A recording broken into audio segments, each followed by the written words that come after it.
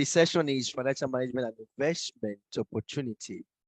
Okay, our second speaker to some of us are known, well known, to be I'll call a gentle giant. He's soft spoken, easygoing. um, but let me just introduce guest speaker, Ms. Ade Bamiro. Ms. Ade Bamiro is a finance professional with many years of banking experience in the United Kingdom. She is qualified accountant with a passion for teaching the building blocks of finance. After it became apparent to her that this is not taught in schools or communities, so that is very good. This is why this kind of a conference, a session of knowledge here is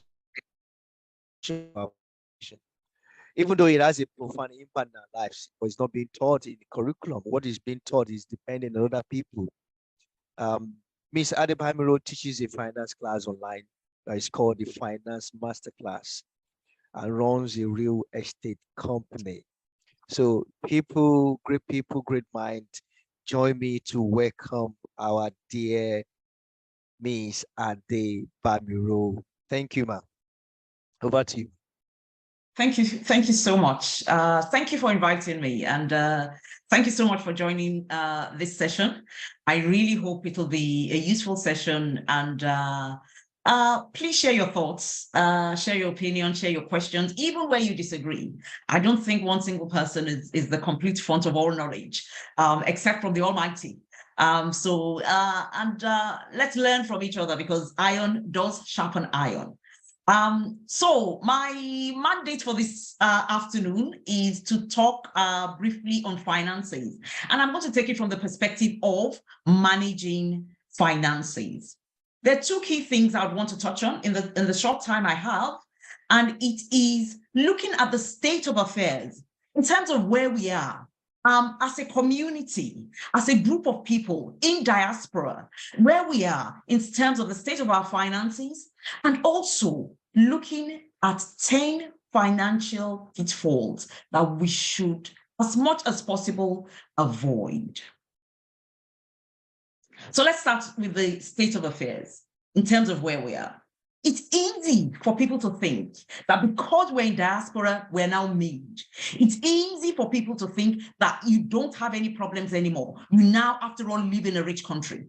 Sometimes, even when we initially move to this part of the world, having come from society that maybe it's more deprived than here, it's easy to fall into that thought at all. It's easy to fall into that thought as well. To think everything is fine, everything is okay, I can just go with the flow, I can just live as I please, because poverty and financial hardship or issues are now completely behind me. So let's have a look of where we are right now in terms of the UK. Even though this is a rich country, people still have their challenges. Not only do people have their challenges, there's a way we've been taught to think about finances. There's a way we've been taught to think about money that doesn't necessarily serve us well. And in reality, we have to relearn how to think about money. A lot of what we know about money, a lot of what we know about finances, we saw observing people around us. And we subconsciously pick up those habits and relive them. If we look at the figures in front of us, they're not terribly encouraging. 33% of the UK population have savings of less than 1,005. How long can 1,005 go? How far can 1,005 go? And 15% have no savings whatsoever. Now let's come closer to home. And when I say closer to home, I'm talking about people in diaspora, Black Africans in the UK. The average net worth of Black Africans in the UK is £21,000. Now, your net worth is basically if we take all your assets on the one hand and we deduct all your liabilities on the other hand. So if you take things like the value of the car you own, the value of the house you live in, the value of the investment you have, and from that you deduct all the money you owe and all the people you owe, the balance is your net worth. Now, For the average Black African, that is £21,000. It's easy to convert that into Naira, CD, or Zimbabwe dollars and think that is a lot of money, because you're basically comparing it to the standard of living in Africa or in another developed world. But when we compare it to the generation, the general population, it is about 14%. That is pretty low. The question is, you begin to wonder why. Let's look at another set of data. About 20% of Black Africans own their home in the UK, compared to 63% of the population as a whole. Home ownership among Black Africans in the UK is among the lowest. In fact, in reality, it's the second lowest. The only other group that have home ownership at a lower rate are Arabs, and that's 17%, not very far off from where we are.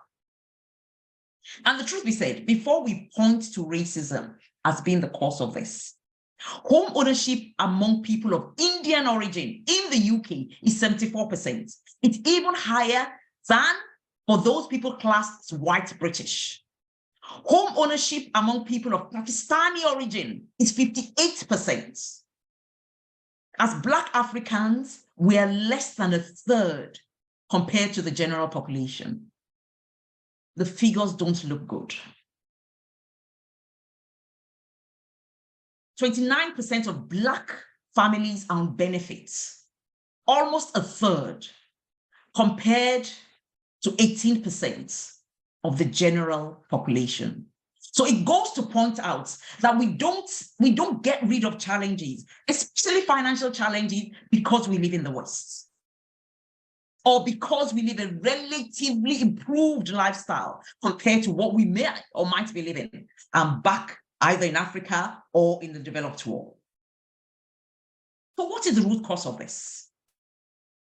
Wherever we are right now, wherever we're likely to be in the future, is not a function of circumstance, it's not a function of education, it's not a function of economic conditions, nor is it a function of race or gender or class. It is not even the function of our village people or enemies. But whatever attitude we have right now, right here, is determined by our thoughts. Our thoughts lead to our beliefs. Our beliefs lead to our decisions. Our decisions lead to our actions. So therefore, anything we struggle with, anything we're struggling to do, the root cause is our beliefs. It's not knowledge. It's not knowledge, because there's a lot of things we know for a fact, but we do not do. It is about the beliefs we have about ourselves and about how we see ourselves in the world. The difference between those who are wealthy and financially successful and everyone else is simply their thoughts. Dare I say that our thoughts and our actions are the same thing. They are one and the same. One is the root, the other is the shoot. They're different sides of the same coin. One is the start, the other is the continuation. It is how we choose to see. It is how we choose to be. If we think we're victims, then we are. If we choose to see ourselves as victims, then we are. We would always act out what we believe about ourselves. It was Henry Ford, the industrialist, who said, if you think you can, or if you think you can't, either way, you are right. So that is the state of affairs.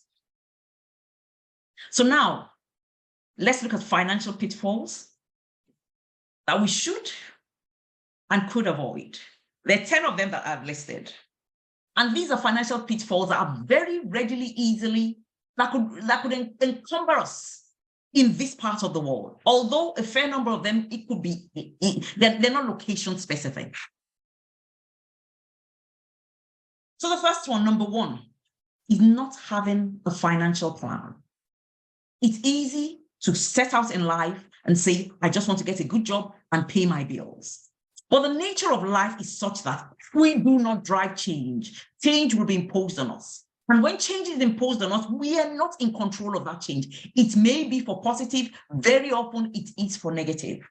We need to be clear about what we intend to earn. Whatever we're earning right here, right now, we need to be clear. How much do I want to earn next year? How much do I want to earn in the next 3 years? How much do I want to earn in the next 5 years? And that must lead to a plan that must move you forward from where you are right now to where you wish to be.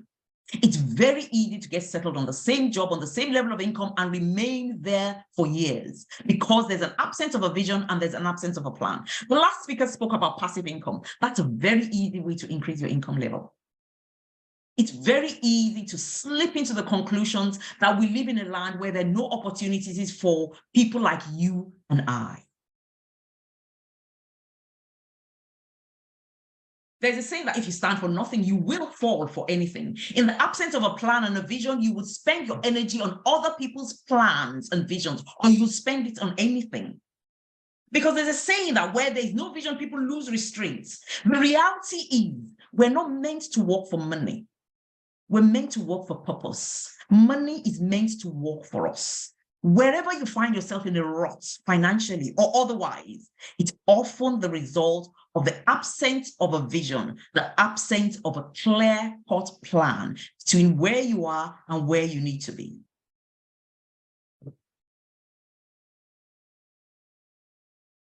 What's the second financial pitfall?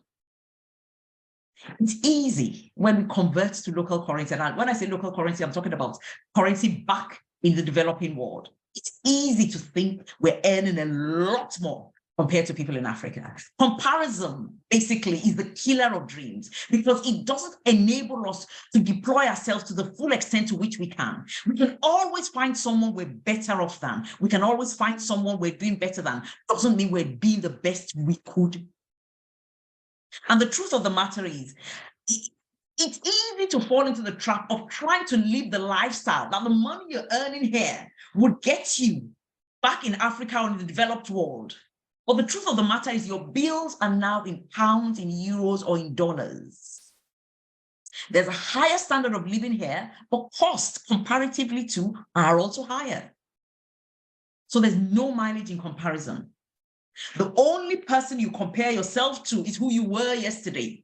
You want to be better than who you were yesterday. Another financial pitfall is what we call the black tax. And I'll explain what this means.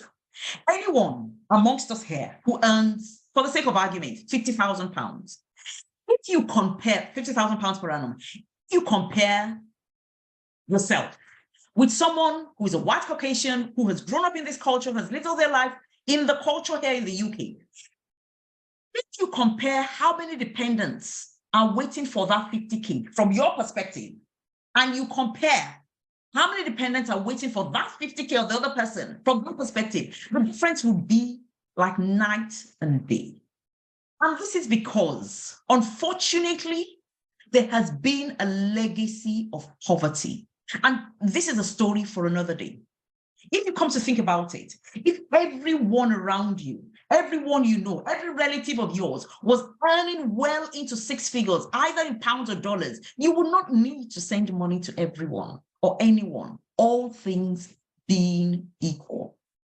But because there's a legacy of poverty, any single income is supporting a huge number of other people compared to the developed world. It's easy to keep sending money back home such that you have no savings or investments, or you keep paying everyone else's bills. I know of people who built homes back home and they're still renting here. A wise man once said, a good man leaves an inheritance for his children's children, not his grandparents or his parents. Now, I'm not suggesting that we cut off family, we cut off our parents, or we cut off our elders. I'm not suggesting that.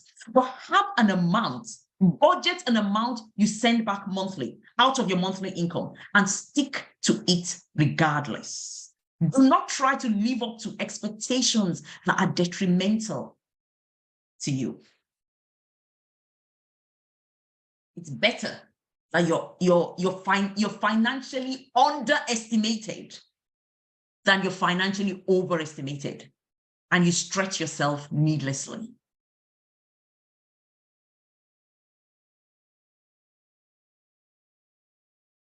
financial pitfall is keeping up with the Joneses. And I would share a story. And some people might be familiar with this story. It's a true story. In 1888, in the South American island of Curacao, a bridge was built that joined one part of the island to another. And the powers that be decided that they were going to charge a toll for people to cross the bridge. It was a footbridge. This was 1888. So it wasn't as if people had access to cars as such. But they wanted this toll to be progressive. So they decided that they will only charge rich people to cross the bridge. And anyone who was decided was poor would cross for free. So how could they determine who was rich at the point of crossing and who was poor? So they came up with a solution, and they said anyone wanting to cross the bridge wearing shoes was determined to be rich. This was 1888. Not everybody could afford shoes. And anyone wanting to cross the bridge barefoot would be determined to be poor, and they will cross for free. The plan failed horribly because rich people took off their shoes to cross the bridge for free. And poor people went to borrow shoes to cross the bridge so they could appear rich. The bottom line, and the unfortunate lesson from this, is that too often we still try to give the impression that we can afford more than we can in reality. We still try to give the impression that we have access to financial resources more than we actually do. There's no point trying to keep up with the Joneses. Word on the streets is that the Joneses are in debt. There's nothing and no one that will arrest you for saying, I cannot afford this. It's a prudent way to live. Another pitfall is that we often, and I've seen it happen again and again, we conflate availability with affordability. That money is available to us does not mean we can afford to spend it. There is a theory that our spending will always rise to the level and sometimes even beyond our income if we do not consciously control it, if we do not consciously hold it down. Otherwise, our expenses will run away with us. That we have £2,000, £5,000, £10,000 in our account does not mean we can afford to spend it. There will be times of emergencies. There will be need to invest. There will be need to grow. There will be need to multiply. It's not everything that comes to our disposal that we need to consume. Another very easy pitfall, and I'm sure we can all relate to this, is easy credits. I think most of us on the forum would have been offered a loan of some sort or a credit card of some sort without even applying for it. In the world of credit cards, of buy now, pay later, of loans coming out of all angles, it is very easy to get into debt. More so when we don't think of the nature of the debt we get into, we spend it on anything. I'm not against debts. Debt can be used to leverage businesses. Debt can be used to create wealth. But we don't borrow money to consume. We don't borrow money to buy cars. We don't borrow money to buy shoes. We don't borrow money to buy clothes or jewelry or go on holidays. You don't borrow money for things like that. The best kind of debt to ever take is the kind of debt where you do not pay the repayments. I will give you an example. So you take out a mortgage, which is the debt, to buy a home. You let out the home. Whoever lives in the home as the tenant is the one paying that debt for all intents and purposes. Leverage, especially on consumable, only but buys us a glimpse of the prosperity we really haven't earned. And the chickens would always come home to roost. We would have to repay that debt at some point in time. Another pitfall is savings for saving's sake. And this is closely tied to the lack of having a plan. Every time you save, every time you put money aside, it must be for a purpose or for a goal. Otherwise, you spend it. You spend it in a moment of emergency. You spend it on a whim, or Somebody would come, somebody with a specific goal would come and borrow it off you. And it may not be a decent goal. It may simply be to pay bills or to buy party uniform or to buy something fancy. And there's no guarantee you will get that money back. So there always has to be a goal for your savings. When you're under pressure to touch that savings, then you realize this was not what I put this savings aside for. This was not what I intended this for. So I cannot do this. There's a mentor I follow. He has quite a huge portfolio of property. And he said every time he puts his money aside, he knows it's going into property. He knows it's going into property. Even if family comes to him to say, I want to borrow this money, the answer is going to be no. I can go and look for some other money from you somewhere, but I ain't going to dip into this savings to borrow you because there's no guarantee I'm going to see this. And I have goals. I have targets. I have a vision ahead of me that I need to fulfill. I'm not suggesting that we become stingy, we become horrible, but you always loan people money you can afford to write off. Not from your capital, not from your savings. You can loan people money from your day-to-day, your day-to-day expenditure. That's fine. But not at the expense of your goals and your dreams. The next pitfall to fall into, which is closely tied to the last one, is the failure to invest. We should save to invest. It is in our DNA. It is in our makeup to increase and multiply, to be fruitful and multiply. And this is not limited to children. Every resource we have, including our income, we have to multiply. We are required to multiply. And one of the surest ways to multiply our finances is to invest. Now, I'm not suggesting you invest in everything and anything going or in get-rich-quick schemes. But there are opportunities abound to invest in this part of the world where people are not going to do you 419 and run off with your money. I mean, there's still unscrupulous people, but on average, no. We should invest in what we have developed a vision for, what we have developed a passion for. Because like I mentioned earlier, we really shouldn't work for money. Money should work for us. Our time and effort should be on purpose. And then the next pitfall is having a short-term outlook. I've seen this again and again and again and again. Too often, we think of the here and now at the expense of tomorrow. I recently tried and failed to talk someone out of liquidating the investments to pay for a wedding. People will enjoy the wedding, they will eat and dance, but the investments are gone. Similarly, when we invest, we want 500% returns here and now, right now. Otherwise, I'm not going to invest. Anything worthwhile, anything that will endure would have to take time and foresight and experience and growth and patience to build. The last and final pitfall, I had to throw this in because I'm majorly biased towards this, is not prioritizing property. And I'll go into slightly more details on this one. Property is one of the steadiest ways to build wealth, to create wealth, to increase, to grow, to multiply. And why should we invest in property? I have a number of reasons here. Number one, it is tangible. You can touch it. You can feel it. You can hold it. You can say, this is the house I bought. This is the house we bought and that we live in. I can buy a share in Tesco, or I can buy 100 shares in Tesco. I can't get hold of 100 Tesco shares. They can give me a certificate, but it's a piece of paper at the end of the day. A piece of paper that its value changes by the hour. In fact, more than by the hour. Every 15 minutes, the value of that paper changes. So unlike shares that are notional, property is real. You can touch it, you can hold it. Property is permanent. It is going to be here as long as the earth exists. What changes is who owns it or what we do with it. It's as successful as Amazon is today. We can't guarantee it's going to be here 100 years from now. Property is also a solid way to transfer wealth to the next generation. Property helps us build legacies.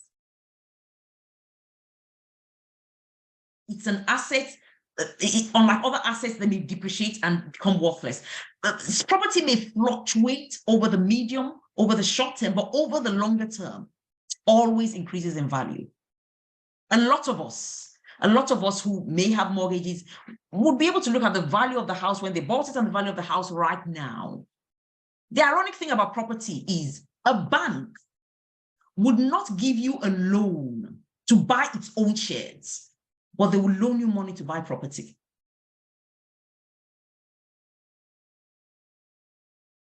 Like I mentioned earlier, property often grows in value. And property is a very solid asset. There are lots of things we can think of as assets, but they're not really assets. If it does not give you a cash flow, then it's not an asset. Sometimes we think the house we live in is an asset. Not quite. It eats money, it eats mortgage, it eats light bill, it eats gas bill, it eats electricity bill. It really is not an asset. But a buy-to-let property that gives you a cash flow, a positive cash flow every month is an asset. But car is not an asset. Clothes, blah, blah, blah, blah, blah, they're not assets. House prices in 2021 grew by 13.2%. In 2022, they grew by 7.8%. I'm not sure which bonds would give us that kind of returns, or savings accounts that will give us that kind of returns. Property creates a steady means of passive income, and you can grow this exponentially. We can only take so many shifts. We can only go to so many jobs. Real wealth comes from the nature and volume of passive cash flow that we have. We only have, as the last speaker said, we only have 24 hours in a day. You can't even work all of that 24 hours without doing yourself damage. But you can buy one property, and from the growth in the value of that one property, buy 2, 3, 10 properties. And create additional cash flow. Everybody does it. Well, let me take that back. Not everybody does it, but a lot of people do it. And they don't have two heads on their neck. Property is a yardstick of wealth. Until you own property, in reality, you're poor. Like I said, there are lots of things we own, but in reality, they're wasting assets. If I go out and buy myself a brand new car today, the minute I sign the paperwork, forget driving it off the lots, it has lost value. If every day goes by, it's losing value, it is depreciating. Not necessarily for property, unless you have invested in some really, really bad property. And a very interesting statistic is that in this part of the world, in the West, 90% of millionaires became so through owning property. This statement was made by Andrew Carnegie almost 90 years ago, and it still holds true till this day. By the time, depending on which part of this country, by the time you own 5 properties, you already have net assets of over £1 million. And you don't even need to throw in too much of your savings to keep buying the next property. Property appreciates, you can take out the money and buy another one. Property is a yardstick of kingship and rulership. We like in our community to refer to ourselves as kings and queens, but no king rules without a territory. So you're a king over what? Historically, kings went to war, empires went to war over territory. Empires were built on territory. God expects man to have rulership over the earth. If we're going to look at this from a Christian perspective, the first thing God gave Adam, so his image and likeness, was property, real estate. The first thing God gave Abraham was real estate. The first thing God gave Moses was real estate. The first thing God gave Joshua was real estate. And Christ said, "Blessed are the meek, for they shall inherit real estate." Real estate is the only estate that is real. And it is one steady means of creating wealth. In conclusion, and I hope I haven't overrun my time, the conclusion of the matter is that the man thinks in his mind, so is he. It's easy to come to this country and think of ourselves as victims, or think of ourselves as being on the receiving end of racism or sexism or whatever ism there is out there. And I'm not trying to suggest for 1 minute that these things don't exist, but how we think about ourselves and the choices we make on the back of how we think about ourselves can rise above all of those things. So I hope this has been a useful talk. I will just put this up there very briefly before the next speaker comes on. I do teach a finance class online, and that's the number if you're interested in taking this any further. Thank you so much for your time. Oh, okay. I'll give you honorary doctor today, Miss Ade. Thank you so much for such a wealth of information, rich information. I'll call it eternal information. It's been given, like you said, towards your latter part of your speech there. It's been the existence, the existence of man, a real estate. It's unfortunate the society that draws up our education curriculum is not allowing this. And this is one of our push as a um, enlightenment of God's word to push this into our system, particularly if we can't do it to the whole world, we can. Let's start with our sort of faith. I think this must be taught to the children coming up. They're not being taught in school, being taught opposite of what you just said, Sandy. So thank you so much for those good information given to us. I'll pick up a lot of things. We're going to go to questions. So please get your questions.